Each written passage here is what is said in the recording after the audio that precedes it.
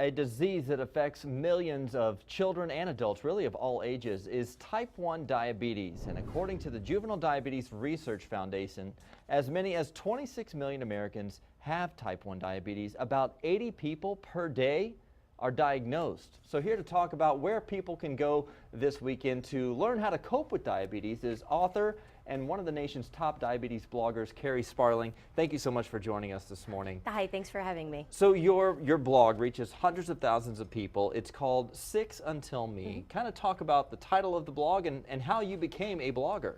Well, the first symptoms of diabetes presented themselves when I was 6 years old. I was actually diagnosed when I was 7. But when I was first diagnosed, I had this community of people who understood. I went to diabetes camp, so I had my tribe.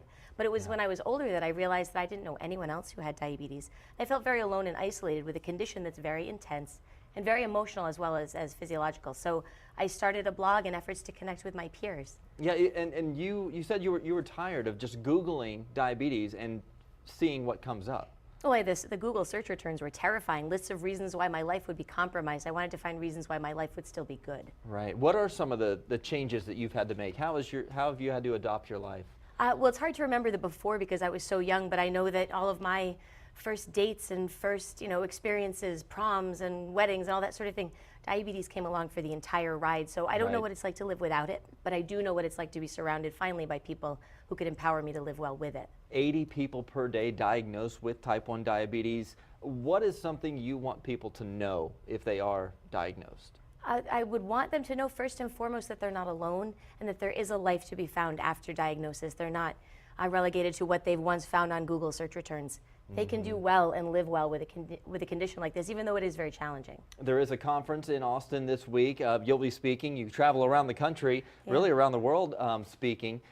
What do you hope to share at this conference? Well, I'm looking for that in-person peer-to-peer support at this conference. So a lot of people are finding support online, but at the Austin JDRF conference this weekend, people can sit with their peers and actually have that face-to-face interaction that they were really craving. How important is it not just to get information for friends and family and those that are diagnosed, but just to share stories? I think patient stories are the new wave of advocacy, and it's real faces, real people talking about their real experiences of life with diabetes that can change the scope of someone else's life, just knowing that they're not alone. It has a huge impact. It sounds a little kumbaya, but it really goes a long way. Carrie Sparling, again, her blog is called Six Until Me. She travels around the country advocating for those with diabetes. She'll be at the conference in Austin this weekend. Thank you so much for joining us today. Again, it is tomorrow from 10 a.m. to 8 p.m. at the Austin Convention Center. Check it out. Thank you so much.